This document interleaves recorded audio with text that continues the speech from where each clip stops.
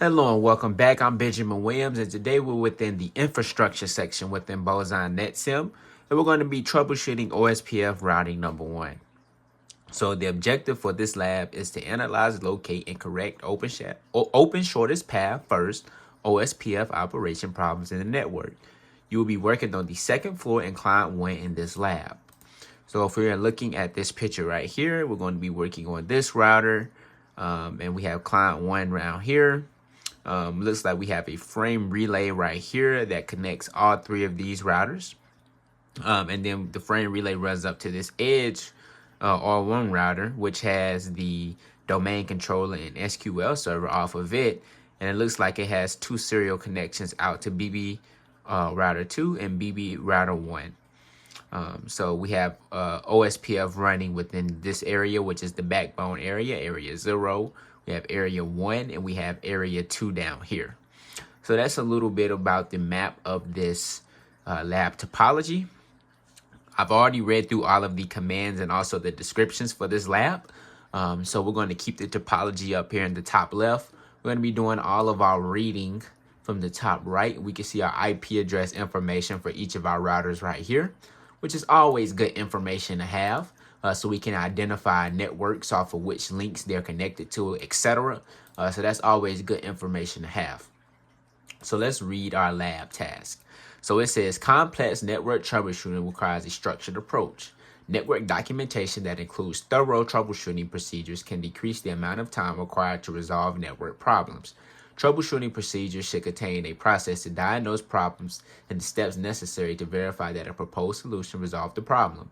In this lab, we will refer to this as a troubleshooting and verification plan. So we have trouble ticket number 1, network connectivity issues. All right, so it says the second floor router on your network failed. So it looks like this router right here has failed and required replacement. So it has been replaced. Network issues have occurred after the configurations were restored on the new device. Client 1 is on the second floor, and the user is reporting network connectivity issues with the SQL server and domain controller. Create a troubleshooting and verification plan, and then correct the problem. You have completed this lab when you can ping SQL server and domain controller from client 1. Okay, so let's start out with client 1. So we're going to pull up client 1, which is right here. Let's do an IP config /all just to see what we're looking at. So this client has an IP address of 10.28.3.10, and its default gateway is 10.28.3.1. So that should be this second floor router. So let's confirm that with our IP address table. Second floor router, yes, so we can see 10.28.3.1 is the link off of the fast Ethernet 1/0.20 connection. So we can see that is our default gateway. So that's perfect. And it is within the same subnet as the default gateway. So let's see if we can ping. We should be able to ping our router, our default gateway. So let's ping 10.28.3.1. Okay, so we can ping our default gateway. I just want to see how far this ping can get. Okay, so let's try to ping the edge router 1. So the edge router 1 has an IP address of 172.30.1.2. So let's see if we can ping that. Cause the domain controller and the SQL server lives off of this subnet off of the edge router. So let's see if we can just ping this interface right here, this serial 00 interface. So first, let's go to the edge router and look at its. Let's look at its. Let's see I want to see the IP address of the domain controller. I can see that right here. So the domain controller has an IP address of 10.28.1.100, and the SQL server has a IP address of 10.28.1.101. So we don't want to try to ping those. Let's just try to ping 172. 30.1.2. See if we can ping that. So let's do that. Ping 172.30.1.2. Okay, so it's saying destination host not reachable. Perfect. Okay, so now we know that we can ping our default gateway, but going out of the second floor into this edge router 1 is not allowing us to reach that network. So we know our problem exists between this link between the second floor and the edge router 1, between these connections right in here. Okay, so let's take a look at the second floor router. Let's do a enable. Let's do a show IP interface brief, just to make sure all of our interfaces are up, which they are. Okay, perfect. Let's do a show IP route.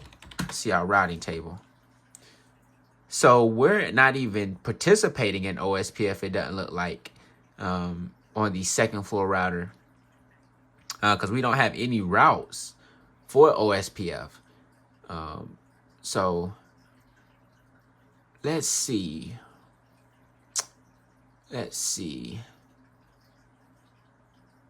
Yeah, so we have no routes to the 10.28.0.1.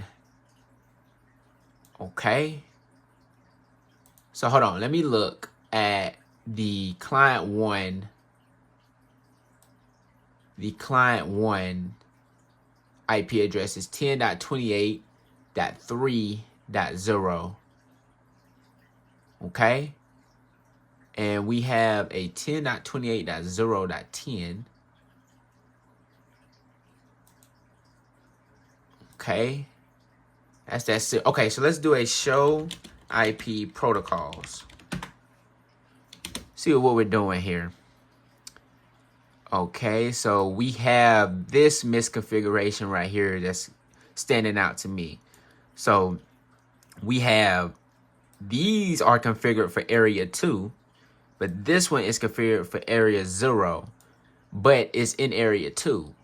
So that may be our problem right there, but we can confirm that.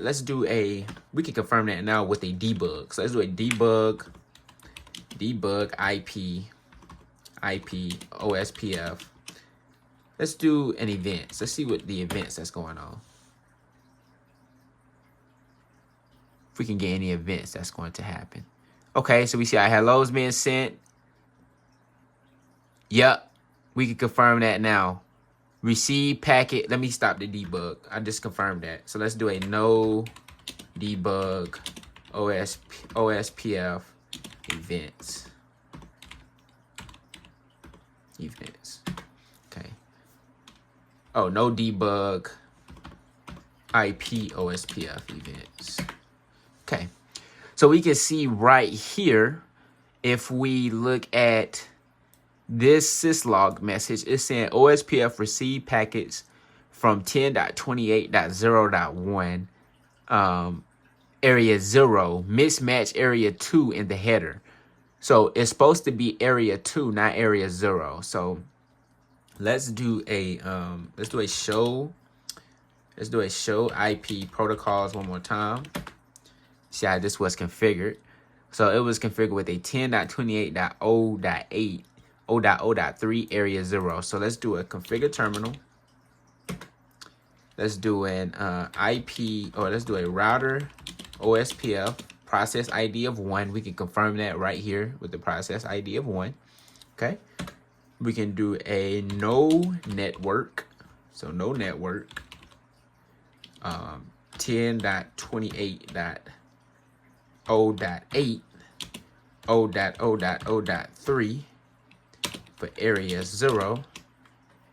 We want to remove that, and we want to do a network of 10.28.0.8 0.0.0.3 for area 2.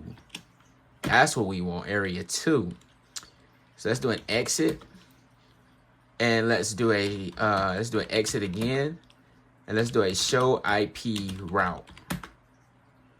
Okay, we may need to wait until those. Okay, yep. So we just seen our adjacency go to the full state, which is what we want. Let's try that show IP route again. Okay.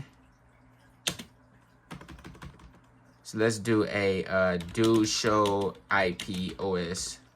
Let's do a show. Well, we could just do a show IP protocols.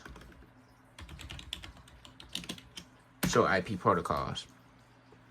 All right, so that's looking correct. So from client 1, let's try to ping again to 10.28. Let's try to ping 172.1. Okay, so we're still getting the destination unreachable. Okay. All right, so let's go to the second floor router. Okay. Let's troubleshoot here again. So let's go to the edge router as well. I want to pull up the edge router. Let's just see what we got going on over here. Let's do an enable. Let's do a show IP protocols. All right. Let's do a show IP OSPF neighbor. So we're in the full state with everybody. Let's do a show IP interface brief. Okay. So these networks right here, it looks like these are the ones that the domain controller and the SQL server live off of. Your 10.28.0.1 or 10.28.0.0. So we need to get, let me do a show IP route over here. Okay. Oh, okay. So we didn't have this before. So maybe we didn't wait long enough for our IP routing table to update. But we have routes now to that network. So let's try that again. Let's try to ping that 000 interface on the edge router. Let's try that again. It's still saying destination host not reachable. I'm not sure why it's saying that if it has a route to it. It's saying that our second floor router has a route to, well, it has a route to 10.28.0.1, not 172. So that's why it's saying it's not reachable. So let's first, I was doing the wrong ping. So let's do a ping to 10. What's the IP address of the domain controller and the SQL server? I was trying to ping the wrong network. Let's do a ping to 10.28.1.100. Okay, yeah. So that's what we were trying to do. Our objective for this lab, I got a little bit stuck in the weeds, or it didn't follow the directions as were required. But it says you have completed this lab when you can ping the SQL server and the domain controller from client 1. So that was our objective, and we just pinged the domain controller. So let's see if we can ping the SQL server, which we should be able to, because if we look at the IP addressing, the domain server and the SQL server both live off of the same network. So we should be able to ping that as well. Let's ping 10.28.1.101. And yes, we are able to ping the SQL server as well. So I think this lab was done successfully. Let's grade and see. And yes, we got this lab correct. So thank you guys for watching this one, and I'll see you in the next one.